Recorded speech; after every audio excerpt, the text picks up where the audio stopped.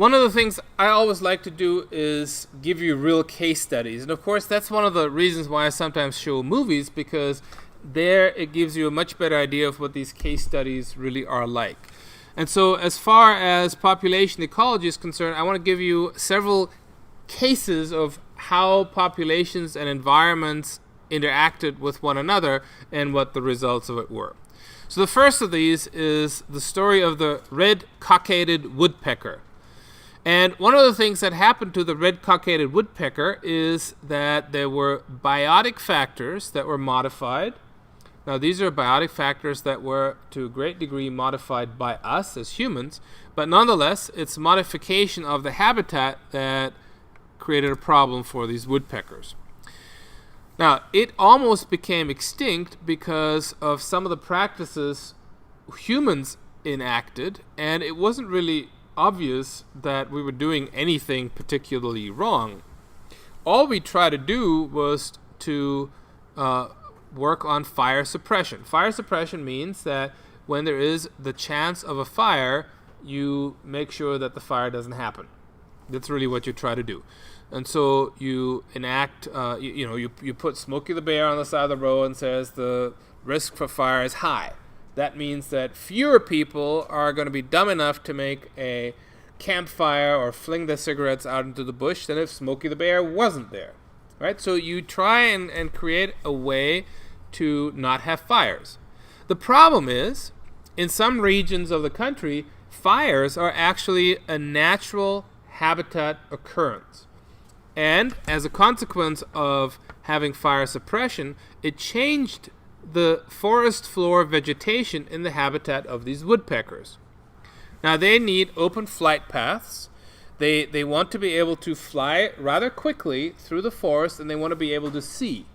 Well, if you have a lot of undergrowth now that's growing up because there hasn't been a fire that's gone through for some time, then the woodpecker isn't going to be able to fly where it wants to, and it's not going to be able to see where the food is. Clearly, those are problems. People then said, okay, well, these woodpeckers have now become almost extinct. We now know why. Why don't we fix it? So what they started to do is work with controlled burns. And these controlled burns are actually very useful because they do provide training for the fire department. They are allowing the fire department to engage in environmental management, which is a new dimension for a fire department. And this all worked out very well. So here you see the red-cockaded woodpecker, and it basically has the nests in these pine trees. Here you have the example with all this undergrowth, and this is a place where the woodpeckers cannot thrive. Now you have the controlled burn reducing the undergrowth, and you end up with a clear flight path. And so here you can clearly see there's a lot. It looks a lot more spacious than it did there. And so controlled burns turn out to be important for these woodpeckers. So that was a way by which we understood how the individual organisms dealt with their environment. We realized the cause of their decline, and we were able to fix it. And that really is a great example for how environmental policy can work. It even created jobs for people in the fire department to do these burns. And it was just an unreasonable fear for the natural types of fires that occur periodically that caused this. So once people understood, okay, these fires aren't a big deal, in fact, the environment may need them, then it was okay. So it needed a little bit of education and the management, the willpower to enact the management program. A not so successful story is that with the North Atlantic cod fishery. And one of the reasons why this was not so successful is because this made a big impact on the economy. And when you throw money into the mix, of how humans interact with the environment, then most of the time, up to this very moment, the environment is losing. And so when you look at what happened to the North Atlantic cod fishery, you have a really good example. All right, let's start you in on this. If you have a nice and stable population of cod, that would be a population that is following a logistic growth curve. then it would reach a carrying capacity. Now, if you want to fish, then you can, as long as you fish only to the point where you bring the population back to where it will grow back very quickly. And the fastest growth of any population occurs at about half the carrying capacity. So if you take the fish stock in the North Atlantic and you catch a whole bunch of these cod and you make sure that you're not going past half the carrying capacity, then the cod in their normal environment will start to grow very quickly back to the level of the carrying capacity within 1 or 2 seasons.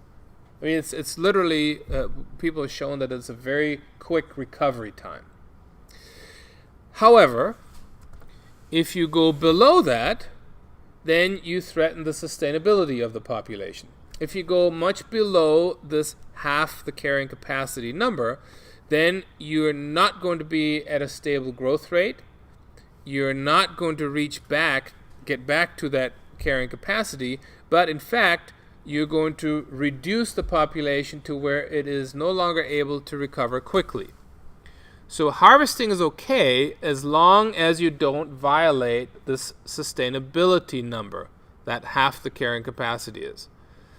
Now, if people realize this, then of course they should implement these policies. And no matter what happens, they should not go past this number. Because if you are interested in the longevity of a fishery, whether it's cod, whether it's sardines, whether it's tuna, whether it's anything, once you drop below that level, then you threaten the very existence of that fishery.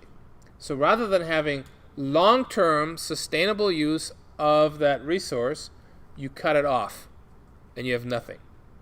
Now, there are a lot of people who like to be fishermen, and that's their way of life, and that's what they want to be. And if just somehow they catch too many fish, they lose all that. Then that's obviously not the right kind of policy.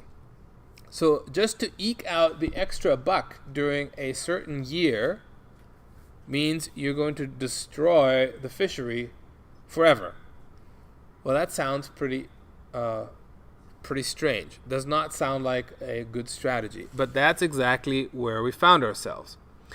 So, population ecologists have figured this out. And the people who make these policies were advised by the scientists to figure this out. But then the policies were not adopted based on these sustainable standards. They were basically adopted to ensure that the fishermen vote for the politicians who interact them. See, this is where this voting comes in again. There was a very interesting development just early this year where the House of Representatives, this is our House of Representatives, they passed a resolution, and this resolution says that the Environmental Protection Agency should not have any scientists on the panel that determines threats to the environment, but instead that it should be only members from industry. So here is a panel, the scientific panel no less, the scientific panel of the Environmental Protection Agency, which is the kind of agency that would come up with these kind of data and recommendations. And we, as a House of Representatives, are going to decide that let's not have anybody on this panel who could actually tell us what's really going on. Let's only have the people who know about the industry numbers be on this panel. Because, so the saying went, people who are in science, they don't understand industry.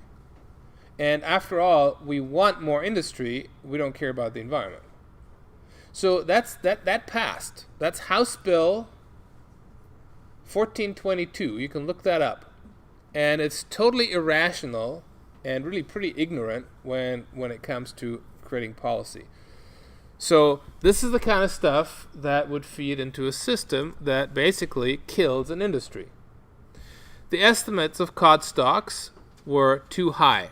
And people said that they were too high, but nobody would listen. As a consequence, they weren't really very good about enforcing policy, and they said, yeah, this cod is not legal, the size isn't legal, but, that's all right. We'll let you off with a warning. And ultimately, it changed the fishery to where it collapsed. I mean, look at this. There's a fluctuation here, no doubt, but once you get past a certain point, it completely collapsed. What does this mean in real terms?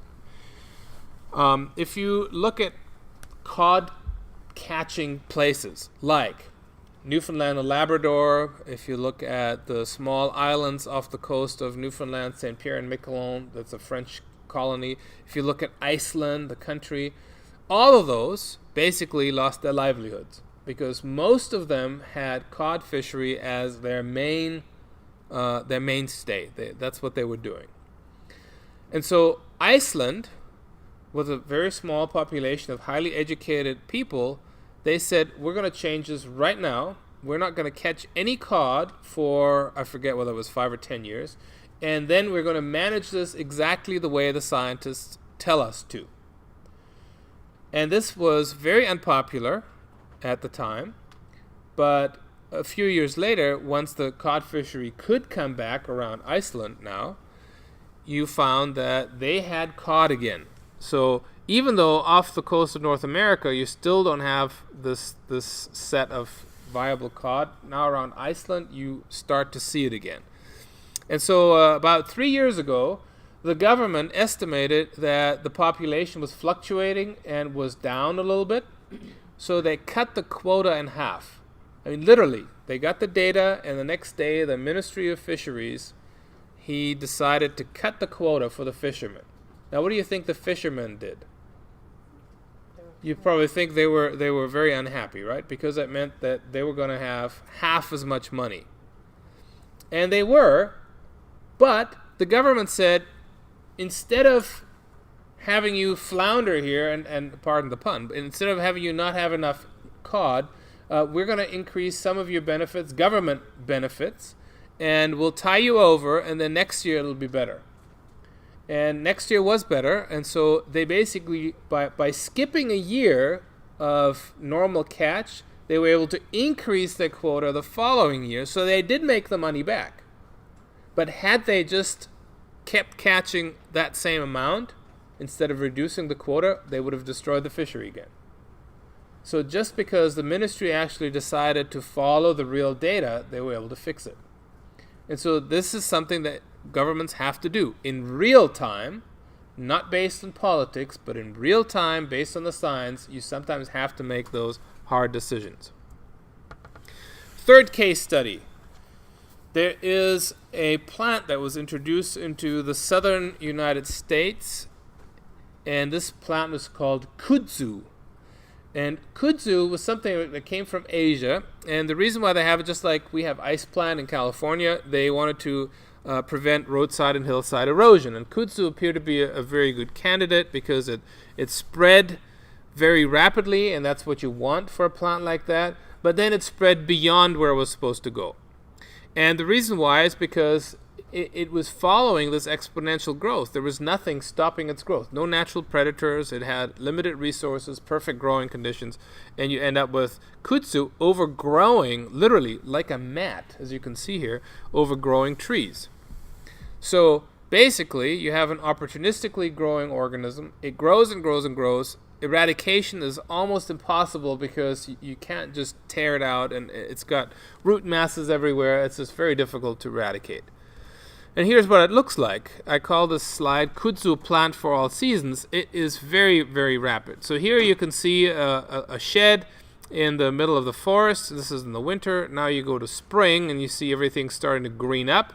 And that's pretty normal, right? You expect things to become green in the spring. But now look at what happens in the summer and what happens by fall. That kudzu overgrows everything. I mean, it's totally, if you lay down in the spring and didn't get up, you'd be overgrown. I mean, it grows very fast. I mean, you can measure its weekly growth in inches. It's that fast. So what has happened in the United States is that kudzu and pieces of it were inadvertently transported all across the country. So it was this is sort of the center of distribution. It was in places like Mississippi, Alabama, and parts of Georgia. That's where it started, and it's been carried all over the place. Look at that. This is in Oregon. I mean, it's been traveling. Now there are places where it won't go. It won't go here because that's desert, right? So there's a limit to where it can go. But it has been able to get along certain rivers, upriver, perhaps with boats. Somebody parks their boat somewhere. It grows a little kudzu on it. They load up the boat on the trailer. They drive it to where they want to go fishing and plop it under the water. Now the kudzu has just traveled 500 miles, right? That's the kind of stuff that happens. So what do you do when something like this is basically overgrowing the country? And if you go to places like Alabama and Georgia, you can see these kudzu plants covering everything up. Well, it turns out that there is perhaps a solution in the offing. There's a fungus, and this fungus causes a disease in certain weeds that are related to kudzu. And people were able to figure this out. Now, the question, of course, is A, can this kill kudzu? And B, can we be absolutely sure that it doesn't kill anything else? Because then you make the problem only worse, right? If it doesn't kill the kudzu, but it kills other stuff, then what have you done, right? So this is obviously a very tricky issue. Now, people did these tests, and they did this in very controlled environments so that you have this fungus in the lab, and you're very careful that it doesn't get out. And they infected the kudzu with this particular fungus. And it worked. So now, if you are going to do this in the lab, let's do it in a controlled plot outside, but in a very controlled environment. And if that works, then perhaps we can spray it in other places. And of course, you have to make sure that it doesn't actually create a problem for anything else. So what you do is you get a hold of this fungus and you use a particular wetting agent. And with that wetting agent, then you really kill things off. And it turns out that it is a kudzu-only problem. So ultimately, maybe kudzu is something that we can now solve, this kudzu problem, without damaging anything else in the environment. All right, that's the end of chapter 19.